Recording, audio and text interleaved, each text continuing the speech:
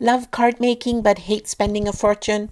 Whether you're just starting out or you've been crafting for years, I've got a fun challenge for you.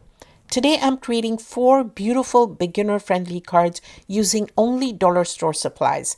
I'll show you step by step how even simple, inexpensive items can be transformed into gorgeous, professional looking cards. Beginners will love the easy techniques, and the more advanced crafters will enjoy seeing how far you can push dollar store supplies. These ideas are budget friendly, creative, and so much fun. Let's dive in. As you can see, I have a huge pile of different things I've collected over time. I picked up some twine, paper flowers, a stamp set, and other little goodies from the Dollar Tree. The rest of the items you see in this pile are from the Canadian dollar store called Dollarama. I have a load of pattern papers, some fabulous textured cardstock, some are matte and some have a pearlescent finish like this one. The dollar store really does hold a lot of promise when it comes to crafty items.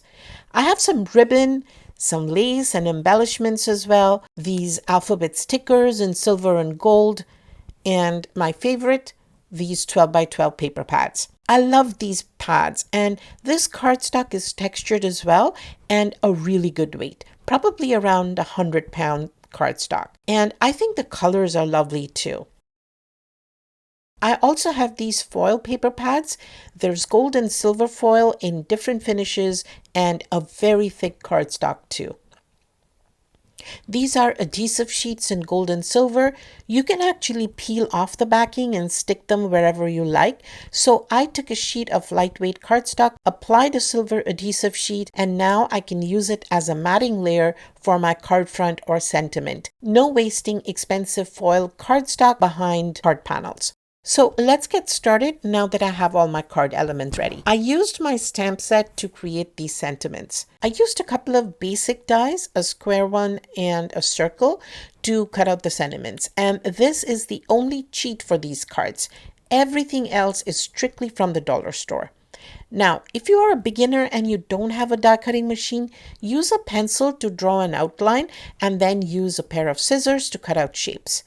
I also want to show you the mounting tape I use as dimensional adhesive tape. Instead of using big brand expensive foam tape, I use this mounting tape from the dollar store. It's the perfect width and thickness for the cards I normally make, and it's just $1.25 for a roll. I've been using these for a long time and they work beautifully for dimension. This will be the only A2 card I'm making. I have a piece of white card panel for the inside because we need some space to write our message. I'll use this panel to add these flowers and this lace for this card design.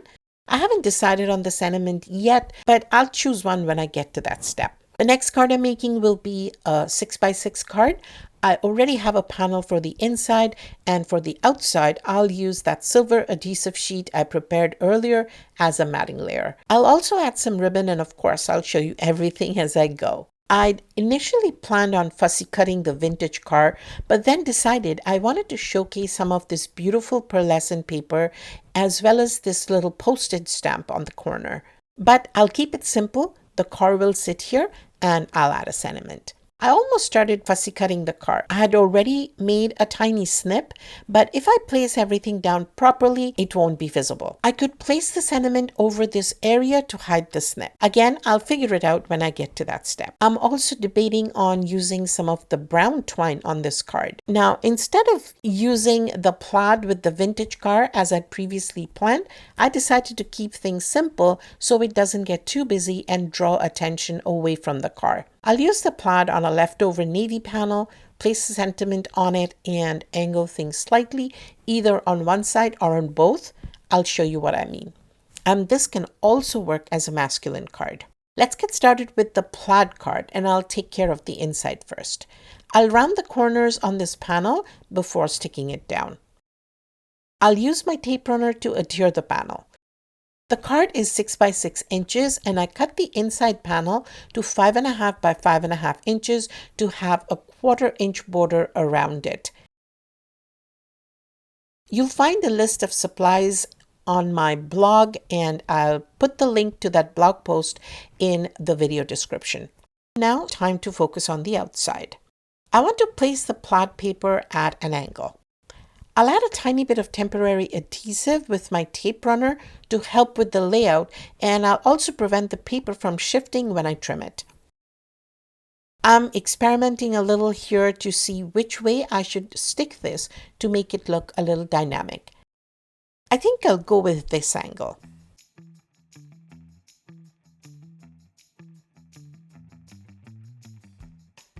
I'll trim this off with my trimmer and use the leftover on the other side.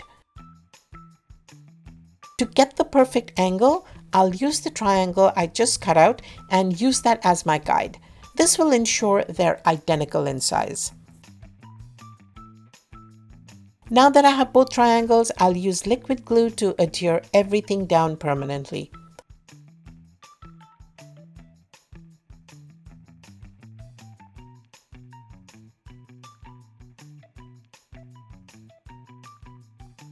The gap here will be covered by the sentiments, so I'm not worried about that. I'll trim the overhanging bits now so everything looks neat, and then I'll adhere the sentiment. I'm using one of the circle sentiments which works well on this card because this design has a lot of corners and angles already. I'll add these foam dots from the Dollar Tree for dimension. In hindsight, I could have added a slightly larger blue circle as a matting layer, but that's something I can do on one of the next cards.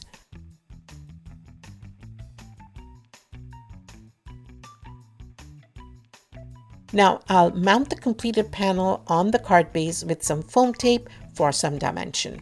Here's a little tip. Since this is a dark card base, the white foam tape will look pretty stark from the sides. To fix that, I'll color the edges of the foam tape with a black Sharpie. That way it blends in and looks seamless.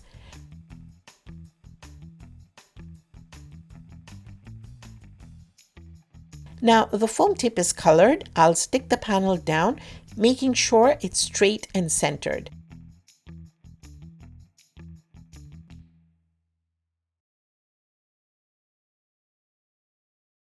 Finally, I'll add a little ribbon for embellishment. I'll tie a simple knot and secure it with a couple of glue dots.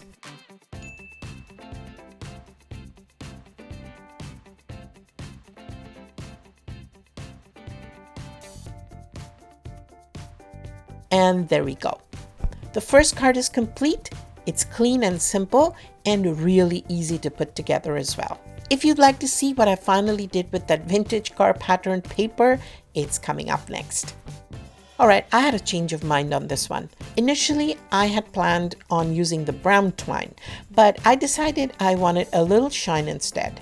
So I grabbed the scrap piece of silver left over from the other card I'll make in a bit and cut two 1/8 inch strips with it.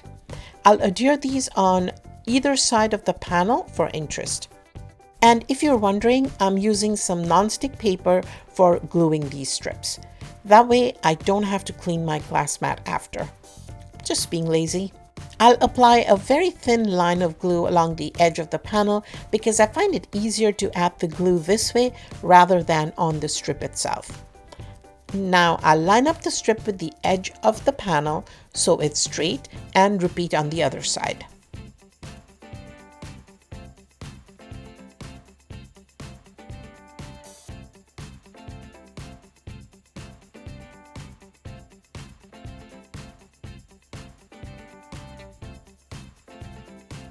Bonus point, the bottom strip will hide the little cut I made earlier when I considered fussy cutting. Win-win. I'll remove the extra bits, and I think it looks lovely on the pearlescent panel. Would you agree? Next, I want to add the sentiment, but I need to make it smaller. It's too big right now. Instead of chopping it off with a trimmer and losing the clean die cut finish around the edges, here's what I'll do. I'll place my die back right over the section I want to keep. The sides fit and lock perfectly into the die. And now I can secure it with some low tack tape.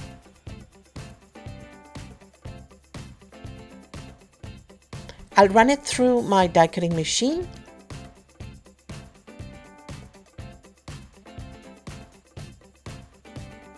And look at how perfect this looks with the beautifully die cut edge.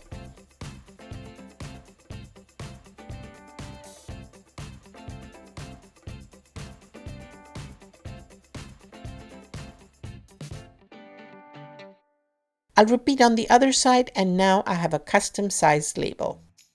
I can even save the leftover strips to use behind the sentiment and save some foam tape.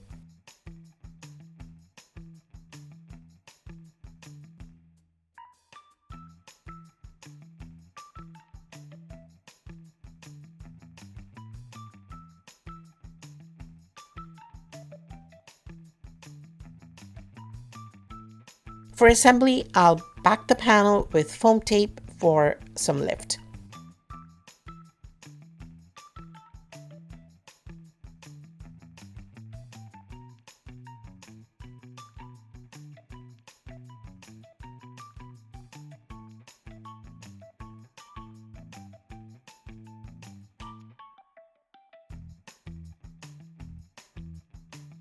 Now I'll stack the scrap strips underneath the label along the bottom edge, since it will hang off the elevated panel and would need stabilizing.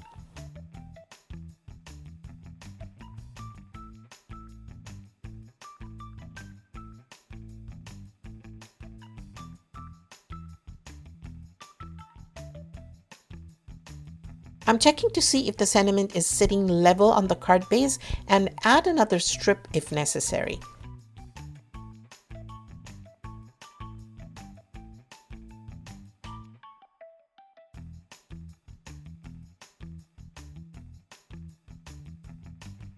Then a little glue to secure it, and the sentiment is perfectly level. Now, this card is done as well. Simple with a little shine, custom size sentiment, and I even used up some of the paper scraps with no waste. Moving on to the next one, I'm rounding off the corners on the inside panel again and sticking it down. For the card front, I'll add a ribbon going across the panel before I adhere it. The pattern paper is fairly thin, so I'm using a tape runner to avoid the moisture from the liquid glue to cause it to warp. The ribbon is a little wrinkled here, but I can disguise it by placing the butterfly and flowers strategically. I'll apply a little glue at the back to get the positioning right, and then secure it with clear tape and add a couple of glue dots behind the ribbon on the front so it stays down.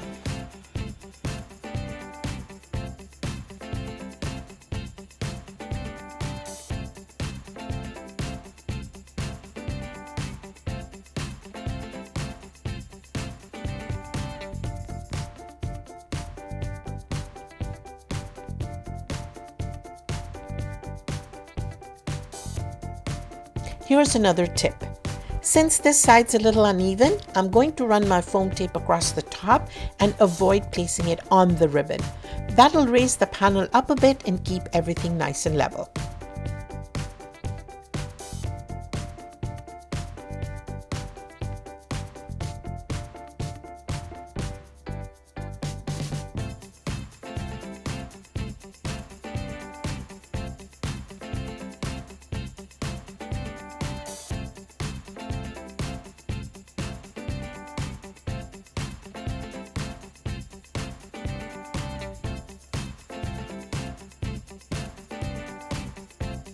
The foam dots that come with the embellishments aren't sticky enough on their own, so I'm adding a little glue to ensure they don't come off.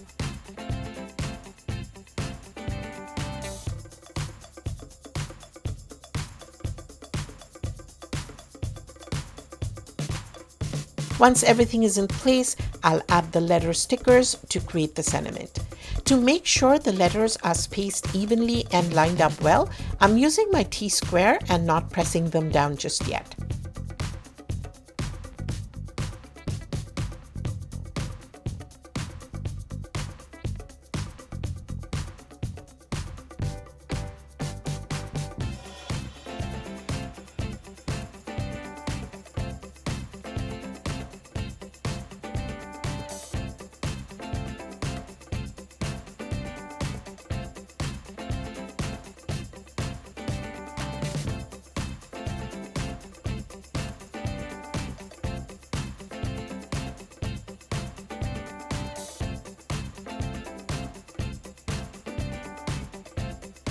Now that they're all lined up, I'll use a bit of press and seal to pick them up without disturbing the arrangement. This allows me to adjust the placement before pressing everything down. I'll use the pointy tips of my tweezers to make micro adjustments. The O looks a little lopsided, but I'll fix it before gluing it down. By the way, if you don't have press and seal, you can use some low-tack tape to hold them in place. The press and seal is really convenient because it allows me to hover it around over the card base until I find the perfect place to position it.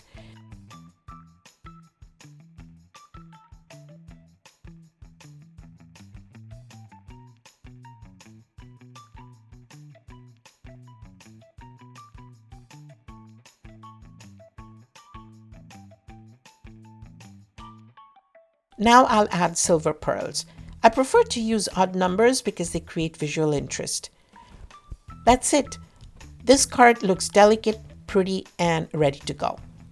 Keep watching to see how I created the easiest and prettiest card in minutes.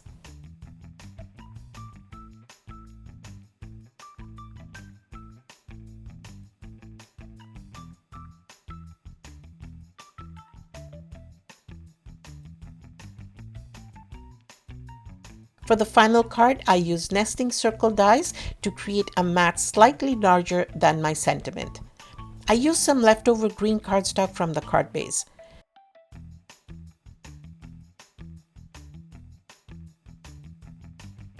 To save time, I've already adhered the inside panel for the message. Now for the front, I'll use this lace ribbon and these tiny paper flowers. Let me start by adhering the sentiment label to the green matting layer. Then I'll roughly measure and cut the lace to wrap vertically around the panel. I'll tape down the lace at the back again to prevent it from shifting.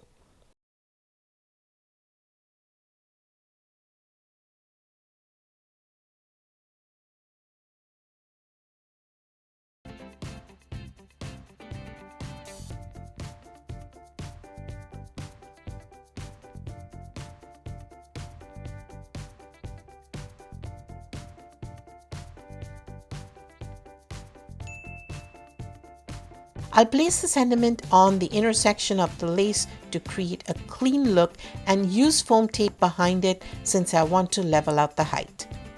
I'll avoid the lacy part, but I'll add a generous amount of glue to the lace so the label adheres well.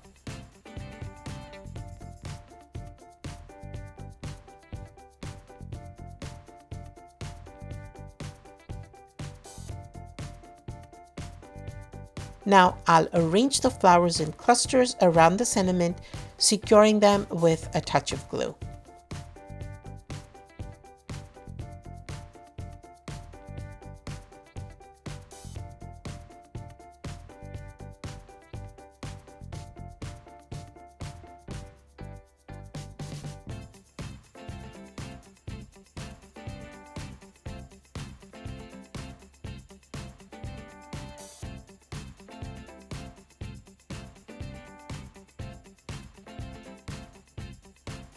To adhere the panel to the card base, I'll again leave the middle free of foam tape since it's uneven.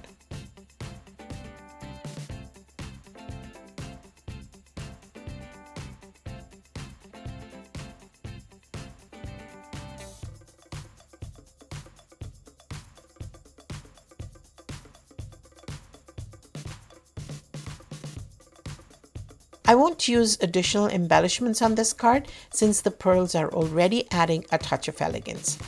And there we have it. 4 cards, all made using only Dollar Tree and Dollarama supplies.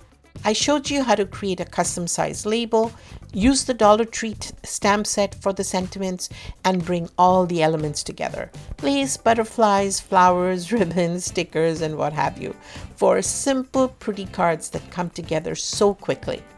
These cards include a masculine option with a bit of metal, a delicate pastel card, and a couple of simple yet elegant designs. Everything is easy, budget-friendly, and completely crafted from dollar store finds. By the way, I recently made a video on how to use just one set of sentiment dies and create 5 cards with it. You can watch that video here.